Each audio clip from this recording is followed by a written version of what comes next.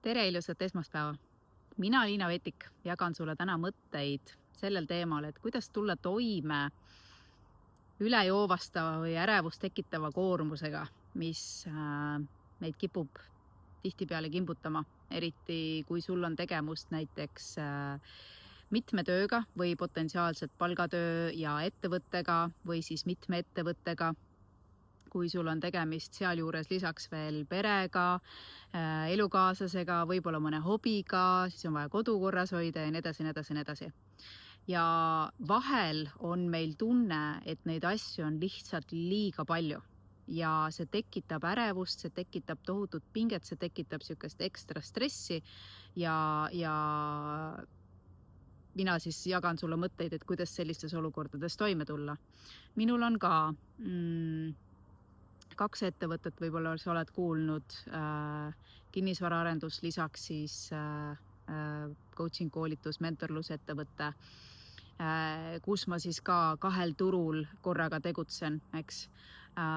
Mul on 3 last üsna väikeses eas, väiksem on lasteaiaealine, 2 kooliealist last. Mul on abikaasa, mul on koer, mul on majapidamine oma hooviga, mul on hobune, kes vajab treeninguid ja nii edasi. Ja eelmise nädala alguses nüüd, kus siis ärihooaeg on tihedamalt algamas, valdas mind ka selline tunne, et ma lähen lolliks. Ma ei suuda neid asju teha ja eriti veel, kui lapsed on kodus ja samas sa teed ettevalmistusi hooajaks ja plaane ja siis on vaja hakata müüke tegema ja nii edasi, nii edasi, nii edasi, kus ma pean olema palju pildis, palju nii-öelda nähtaval ja võtma nii-öelda siis tiimi ka omale rohkem appi kaasama ja nii edasi.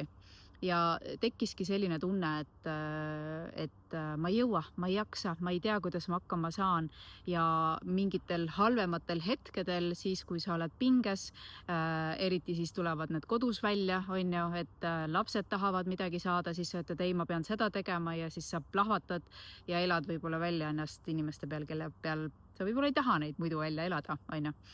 Aga me kõik oleme inimesed ja me kõik, ma usun siiralt, et me kõik anname endast parima, et toime tulla sellega.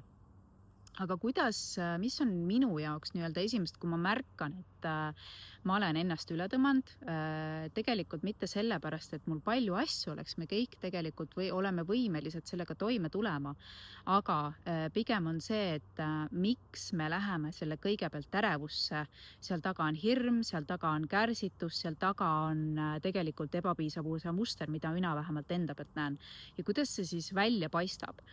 Me tahame olla väga-väga head emad, me tahame olla väga head kaaslased ja meil on uskumused, milline on üks hea ema, milline on üks hea kaaslane. Ja vaata siin juba, kui läheb vastuollu see, et ma tahan ka teha oma asja, ma tahan ärid on minu jaoks minu looming, minu kunst, mida mulle väga-väga meeldib teha. Ja ma tahaks veel, ma ei tea, mitme asjaga tegeleda, on ju. Ja kui need asjad lähevad vastuollu, eriti minu isiklikus vaates ikka veel, ma pean teadlikult ennast tooma sellesse kohta, et Liina, sa oled okei, kui ma olen näiteks selline ema. Sest alateadvuses on nii-öelda siis lapsepõlvest tulnud eeskujud ja asjad, on ju, et kuidas siis peab üks ema olema ja kui lapsed on kodus, siis ema peab kogu aeg laste jaoks olemas olema, mis iganes küsimused on, mis iganes asjad, on ju. Aga minu jaoks on tegelikult okei, kui lastega on ka piirid, on ju, minu kui Liina jaoks, eks, ja ma pigem tegelikult tervitan seda, seal on igasugused psühholoogiad, ma ei lähe sinna detailidesse laste kasvatamise koha pealt praegu, aga minu jaoks on see, et lastega peavadki olema piirid, et nad õpiksid toime tulema ka niisuguse asjaga nagu frustratsioon näiteks ja ise hakkama saama ja igavlema ja nii edasi, et see kõik on tegelikult meile hea pikemas perspektiivis. Aga siin ongi vastuolu, et ma pean justkui enda keeles olema see hea ema, kes teeb kõike, lubab kõike, kogu aeg on olemas, on ju, ja siis samas ma pean kehtestama piire ja piirid on heaks ka selleks, et ma saaksin olla ja teha oma asju, olla mina, kes ma päriselt tahan olla ja mis mind siis tegelikult täidab, et ma saaksingi olla parem kaaslane kõik nii-öelda, kellega koos elada parem inimene. Ja vaata, kui meil on palju asju, siis me olemegi nii-öelda ka rohkem väsinume, me nõuame endalt, eriti kui seal taga on hirmud, kärsitus, mis tulevad ebapiisavusest, on ju, siis me hakkame nii-öelda neid, kuidas siis öelda, väsinumaid pooli endas välja tooma, eks ju. et mida ma sellises olukorras teen, kui ma tunnen või märkan, et Liina, võta rahulikult, on ju, siis just nimelt esimene asi ongi see, et Liina, võta rahulikult. Ja number 1 asi on see, et sa tänulikkusega, just nimelt selle tänulikkuse, päris tänulikkuse tundega, mitte et et ma olen väga tubli olnud ja sa tegelikult seda ei usu, vaid päriselt sa oled siiralt tänulik selle eest, mida sa loonud oled. Ja sellega ma saan kohe sealt, et ma ei pea, vaid mul on kõik juba olemas. Ma olen siiralt tänulik, et ma olen sellises kohas, ma olen loonud selliseid asju, ma olen teinud vägevaid asju. Ja siia taha number 2 mõte, ma olen juba piisav. Ma ei pea kellegile ennast tõestama. Ma olen piisav ja isegi kui sul nüüd tuleb mõtteks, aga Liina, ma ei oska olla tänulik, sellepärast et mina enda peas ei ole veel saavutanud või ei ole jõudnud mingitesse kohtadesse, on ju, siis sa oled puudusteadvuses ja sellega ongi see, et sa ei ole piisav sellepärast, et sa midagi saavutad, vaid saavutustega on see, et ma olen piisav, ma olen tohutult võimekas olevus, vaata mu eelmise nädala videot ka, kus ma räägin küllust teadvusest ja sellest mõtteviisist, mis tegelikult toob need tulemused elus, on ju. Et ma olen piisav ja nüüd kas see, mis ma tahan saavutada, kas see on üldse mind väärt, minu panust, minu energiat, vaata siin hakkavad need prioriteedid mängima, on ju. Ja siis ma vaatan ehk siis number 1 tänulikkus, number 2, ma olen juba piisav, on ju. Ma ei pea kellegile tõestama, ehk siis ma võtan need hirmud maha, kui ma jooksen enda ebapiisavuse automaatika peale, et ma pean kõike korraga justkui saama teha, on ju. Ja siis ma hakkan enda jaoks vaatama läbi prioriteedid. Mis on minu jaoks oluline? Minu jaoks on oluline pere.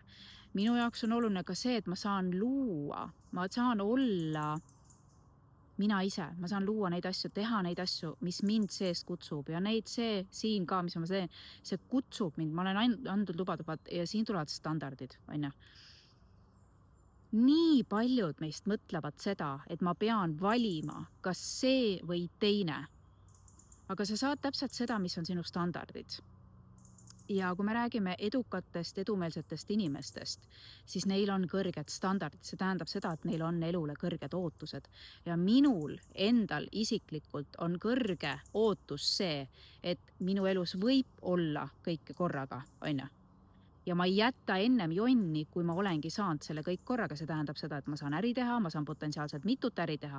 Mul saavad olla samal ajal väga õnnelikud lapsed, mul saab olla samal ajal väga õnnelik suhe oma abikaasaga, mul saab olla ka hobid, mis mulle meeldib. Need on nõudmised, nii-öelda standardid või ootused iseendale, et ma tahan seda kõike ja siis kaob sealt ära, et mitte ma ei pea, vaid ma tahan seda kõike. Nüüd Liina tõsta enda vastutust nii kõrgele, et sa oled võimeline seda kõike hoidma, on ju.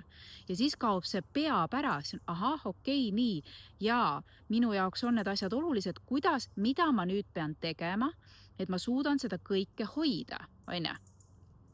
Ja mida siis peab tegema? Sa võtad need asjad lahti, mida kõike on vaja teha, on ju. Mis puudutab pere, siis ma lähtun sellest nii-öelda valge inimese mudelist, minul on praegu tööaeg. Ja lapsed peavad ka aru saama, et nemad ei pea kogu aeg tähelepanu saama. On olemas piirid, on ju. Nii, selleks, et ma saaksin kõike hoida, ma pean kehtestama piire. Ka oma kõige lähedastamate inimestega, on ju. Ja see on okei, see ei ole egoism, vaid see tõstab ka tegelikult teiste inimeste austust sinu vastu ja sa näitad oma eeskujuga, mis puudutab lapsi, sa näitad oma eeskujuga neile, et kuidas asju tehakse ja kuidas on kõik võimalik, on ju. See ei ole nii, et ma pean kogu aeg kõikide jaoks olemas olema, vaid asjad käivad minu nii-öelda reeglite järgi, eks. Nii, kui sul on oluline töö, on ju, mis kõik on vaja tööl ära teha, on ju. Pane need asjad, ma lihtsalt võtangi üksi pulki lahti. Nii, see on vaja ära teha. Väga hea, ma ei saa kõike korraga teha. See ei ole võimalik, mitte keegi ei saa mitut asja korraga teha, on ju. Ja siin ongi see, et mis on prioriteetne järjekord, millele keskenduda, on ju. Ja eriti me lähme errorisse, ma kasutan seda väljendit, paljud tüdrukud võtavad üle juba, aga me lähme nii-öelda siis omadega sassi, pingesse, stressi, kui me mõtleme visiooni peale, siis mõtleme, issand, siin on nii palju asju vaja ära teha ja kuidas ma kõike küll jõuan, on ju. Ja juba see mõtteviis tegelikult tohutult võtab meil energiat. Selle asemel kirjuta välja, võta oma visioon ka tükkideks, mis on see esimene samm täna, mida ma tunnen, millele ma pean keskenduma üldse. Ole seal pildis, nii-öelda, kuidas see saab tehtud ja nüüd, kuidas ma selle nii-öelda väiksema visioonini jõuan. Ja minu konkreetse töö mõttes lahti võtta, jah, ma tahan visiooni, kus mul on teatud käibeootused, on ju, rahvusvahelisel tasandil ja kuidas ma sinna jõuan, see on tohutu töö, on ju, aga selleks, et hakata vaikselt sinna peale, siis esimene asi on see, et ma teen üldse 11. märts alustava mentorprogrammi lansseeringu ära ja kuidas mul selle mentorprogrammiga, et keskendun nagu sellele kõigepealt ja siis sealt lähen edasi, on ju, et üks asi korraga. Ja nüüd on see, et ma panen need asjad omale kirja, mida on vaja tööalaselt ära teha ja vaata, delegeerimine, siin tuleb oskus, on ju. Mis on see asi, mida ma saan käest ära anda, et enda aega ja mitte aega, vaid ka energiat vabastada, et mina saaksin vaadata järgmisi asju, et ma saaksin võimendada, on ju. Sest ainult nii me saame liikuda edasi, sellepärast, et kui me mõtleme ainult lineaarselt niimoodi, et ma panen omale tegevused ja ma panen omale asjad, mis on ära vaja teha ja nüüd hakkan otsast tegema, on ju. Siin on ka välja toodud ka, see on väga hea taktika, selles suhtes hakkad otsast tegema ja liivakella taktika on see, et liivakella sealt keskmisest punktist, on ju, kus ta alla jookseb, sealt läheb üks tera korraga, ainult üks tera korraga. Ja täpselt samamoodi sina teed ainult ühe tegevuse korraga. Aga kui me tahame päriselt, kui me räägime, vaata siin on see ettevõtte kasvatamise teema, on ju, et kui ma tahan kasvatada, siis ma küsin, minu jaoks üks peaaegu et igapäevane küsimus tööpäevadel on, mida ma saan käest ära anda. Ja ka ma tahan neid kinni hoida, sellepärast, et äkki ma ei saa, on ju. Aga siin on ka standardid, ma ei luba endal mõelda negatiivseid mõtteid, vaid ma mõtlen selle peale, kuidas saab, on ju. Ma treenin, see on aastate pikkune treening endas kogu aeg seda mõelda. Mingil määral on see mul on ka sisse juurutatud juba lapsepõlvest, aga see on üks oluline küsimus, et ma ei lase endal läbi hirmuda minna sinna, et äkki ma ei mängi välja, äkki ma ei saa, on ju. Mul on visioon paigas ja ma ainult küsin, kuidas saab. Nii kui mul tuleb negatiivne mõte, ei, ma ei mõtle selle peale, on ju. Ma ei luba endal, vaid ma lähen all in, sellepärast, et see tulemus on minu jaoks oluline ja peab saama, on ju. Jällegi expectations, ehk siis sa saad seda, mida sa ootad endalt, eks. Ja sa pead selles mõttes olema väga kaitsma oma mõtteid, kaitsma seda, kuhu sa lähed, eks. Ja sellest nii-öelda sisu kaitsmisest, see on fookuse kaitsmine, kus sa oled oma fookusega, eks. Aga see on kogu aeg teadlik märkamine, kus ma olen, on ju.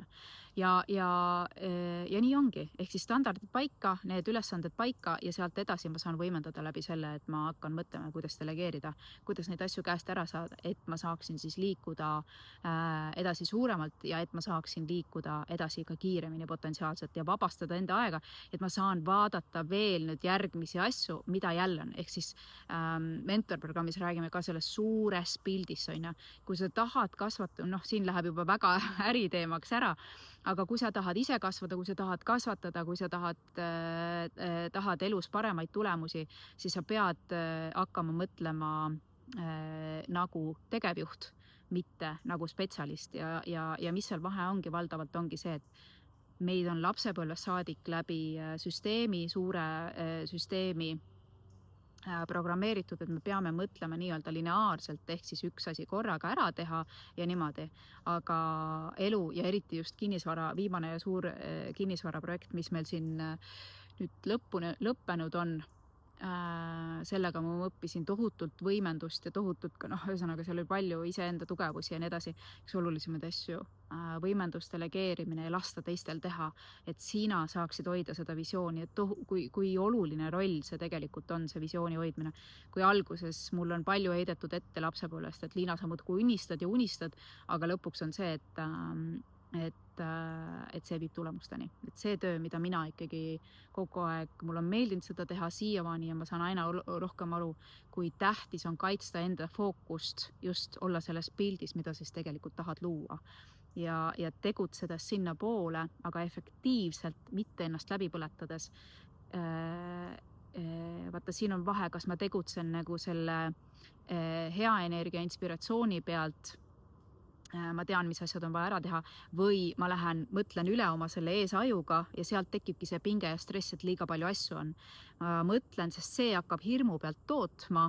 Ma mõtlen üle eesajuga, siis me olemegi pinges, me oleme väsinud, aga me sunnime ikkagi ennast edasi mõtlema ja sealt on see, kus asjad tegelikult hakkavad sinust kaugemale, mitte ei hakka lähemale tulema. Ehk siis nüüd ongi, kui sa oled teinud läbi tänulikkuse, kui sa oled läbi teinud selle, et ma olen piisav, kui sa oled läbi teinud prioriteedid ja standardid enda jaoks paika pannud, sa oled mõelnud, mida on vaja täpselt teha, ehk siis võtnud lahti selle suure pildi, kõik, mida on vaja teha, võimalusel asju planeerinud ära delegeerida, siis 3. asi, mis tuleb tegelikult selle number 2 punktiga ka, et ma olen piisav. Sa jõuad sinna varem või hiljem, kui sa hoiad sellest pildist kinni, on ju. Sa pead neid asju tegema lõdvestunud seisundis. Ja kui sa täna oled pinges, siis pole mõtet suruda ja survestada ennast veel leidma neid kiireid lahendusi, vaid võta ennast sellest kõigest korraks maha, puhka, võta rahulikult ja siis saavad tulla sulle need õiged, head mõtted, sa hakkad märkama neid õigeid võimalusi, mis viivad sind tegelikult palju efektiivsemalt, palju kiiremini kohale. Ja see on see tee, mis viib sind just see lõdvestunud olekus tegutsemine, naudinguga tegutsemine, ma ütleks selle peale, on see, mis viib sind sinna, kuhu sa tahad jõuda. Rahulikult ja nauditavat teed pidi, kõike hoides. Vaat sellised mõtted sulle täna.